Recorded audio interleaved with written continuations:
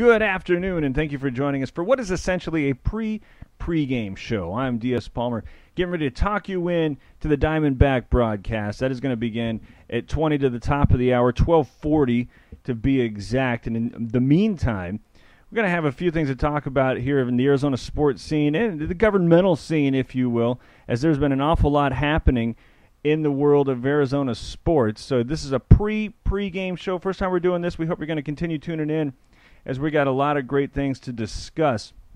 In particular, and coming up, the Phoenix Suns have been very busy. Steve Nash no longer with the team, having opted to leave via free agency.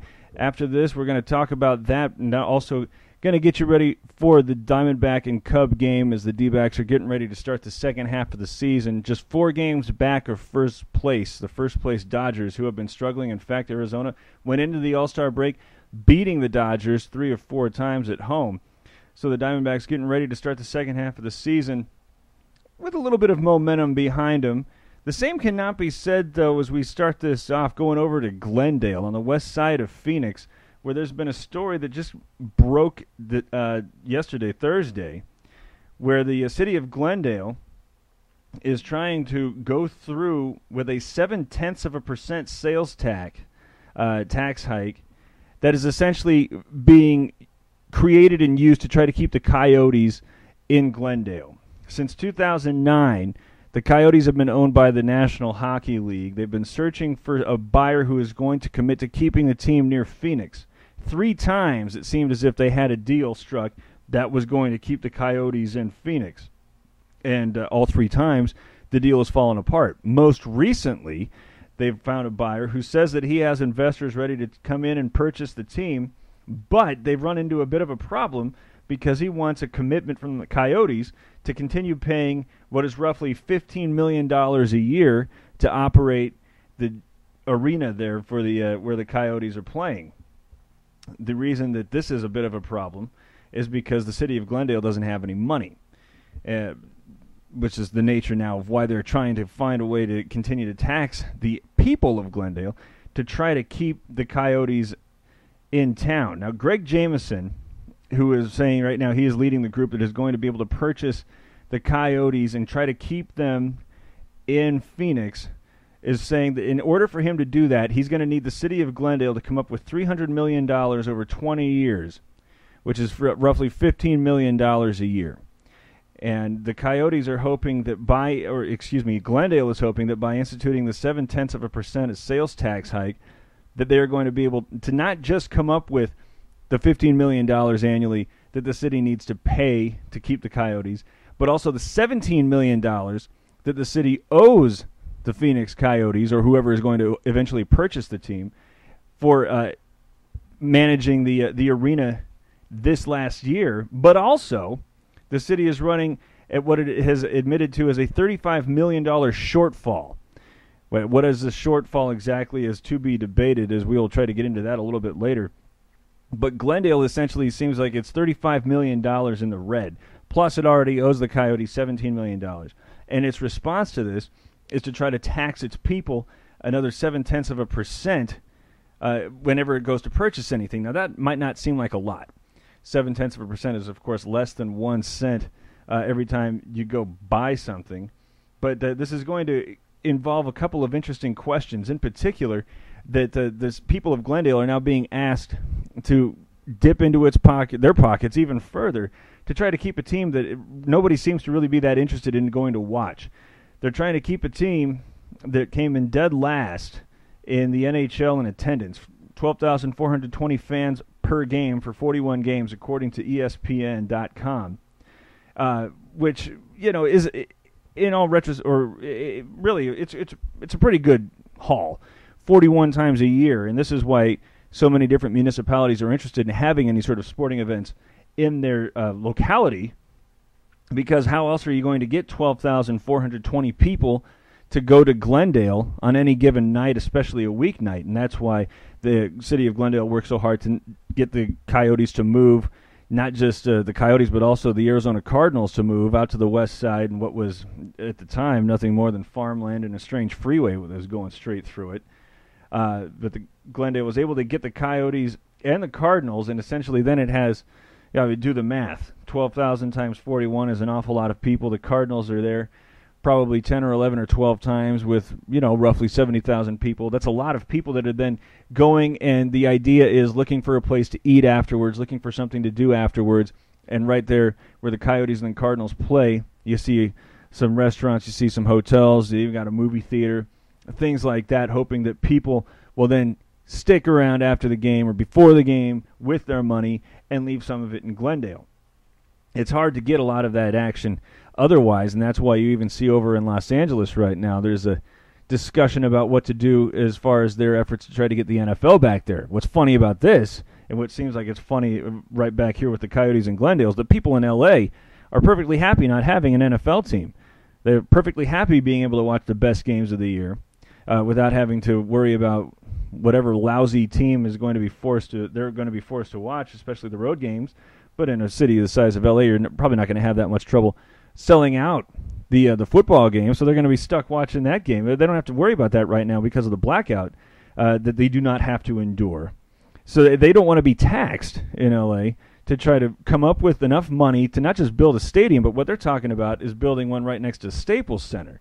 The reason they want to do that is because, just like what we're talking about here with the Coyotes and 12,000 fans, you're going to have tens of thousands of people that are going to come in with their money 10 times a year and then hopefully leave it in downtown L.A., which is where the Staples Center is.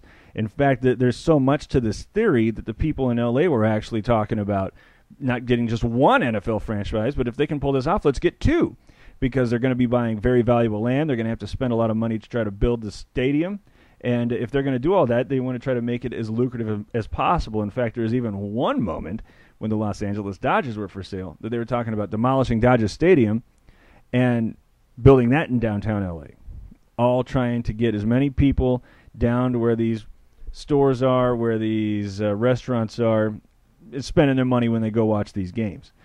So give you all that as a background why the city of Glendale would think that this is a good idea to try to further tax its people to try to do something like keep the Coyotes in Glendale.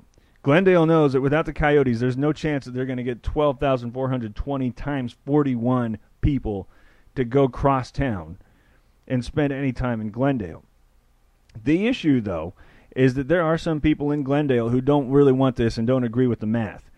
You need 2,100 signatures to try to reverse this sales tax. And they were able to come up with 4,138. One group that was so passionately opposed to trying to raise this sales tax, 4,138 signatures it was able to generate to try to make sure that this sales tax was not going to be instituted. The reason that they're doing that is quite simple. And the reason why that a lot of people need to start embracing this, especially people working in the public sector, is that you're depriving people of spending power. It's really quite simple. Anytime any sort of tax, whether it be a sales tax, income tax, property tax, whatever kind of tax you're going to institute, you are immediately depriving your people, in this case the city of Glendale, or the citizens of Glendale, depriving them of spending power. Because I'm sure that the rationale on the other side for the governmental figures is we need money, people are going to be spending money, it's fair to try to tax them, tax only those who are out there spending money, so they're not necessarily taxing everybody, they're taxing people who are out there spending money anyway, or in other words, these are people that can afford the tax.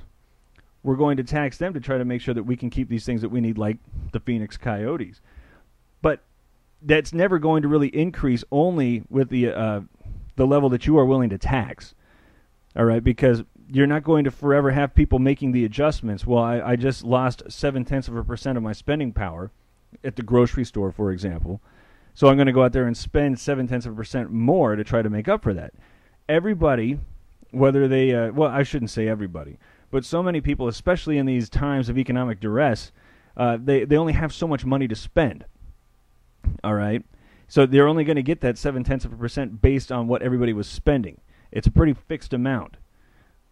All right, and there's no way that everybody else is going to be able to try to make up for that. It's a lot like what I was told when I was first breaking into broadcasting. I sent a message to somebody saying, hey, man, just got this great job, something that I had been aspiring toward my entire adult life. How am I supposed to pull this off, though, because it paid so little? And he said, well, there's really two things you can do. You can go out there and try to make more money. Well, I was already working quite a bit. Or you can do the sensible thing and spend less. I was able to resist the urge to write back and say, hey, come on, man. Don't you know that I'm married to a woman? Haha.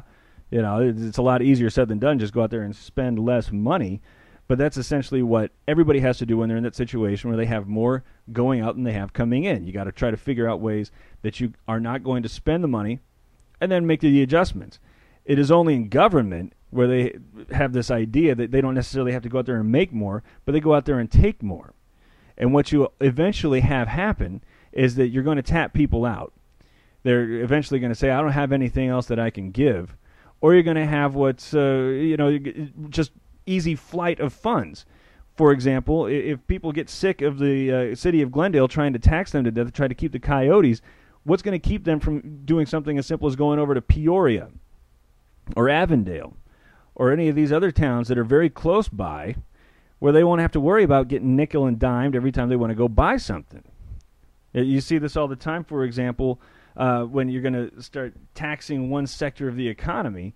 Eventually the capital is going to flee and find somewhere else where it can find itself or where it can be more properly invested. Just take a look at the auto industry, for example. If you're going to try and squeeze every nickel and dime out of somebody, eventually people are going to start buying Kias because they make pretty good cars on the cheap. Just as, for example, the thing that you're going to see a lot of the time here with the taxing of citizens to death is that eventually they're going to go find a place where they don't have to worry about that. That's why so many retirees go to places like Florida, Texas. They don't have to worry about a lot of different taxes in one form or another. The reason that this is of most interest right now is you just got to go over to California, where there's an interesting story that just broke. Going to be reading from CNBC right here.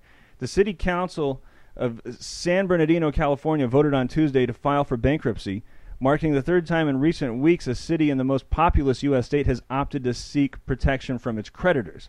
The third time in recent weeks that somebody in California, a municipality in California, has declared itself busted. San Bernardino, with 210,000 residents, approximately 65 miles east of Los Angeles, followed a report by city staff that said that the city faced an imminent financial crisis. What is an imminent financial crisis in San Bernardino, California? Well, I'll continue reading. The report said the city had exhausted its reserves and projected spending would exceed revenue by $45 million in the current fiscal year, which started on July 1st. Or in other words, San Bernardino is declaring bankruptcy because it is $45 million in the hole projected. The city of Glendale is $35 million, or facing a $35 million shortfall, which doesn't seem like it's that much less than $45 million last time I checked. All right. So just go over in California, municipalities that are facing roughly the same situation as our people and places in Arizona are declaring themselves bankrupt because they don't have anywhere else they can turn. Now, you can make the argument that the reason that Glendale is asking its people to dig a little bit deeper to try to keep the Coyotes, in this case, is because that is the one thing that's keeping them from actually becoming San Bernardino. They have this resource in this NHL franchise that is going to bring all these different people in, that is going to provide some more revenue. Or in other words, if they don't tax their citizens, then they're going to wind up as San Bernardino. But the thing to keep in mind here, and the big measuring stick that I use every time any sort of municipal financial issue is being discussed, is you just got to go over to Europe. And right now, Spain is working to institute a value-added tax or a national sales tax to bring it all the way up to 21%, or 21% of every new good that is sold in Spain. Every new good that is sold in Spain is going to be taxed at a rate of 21%.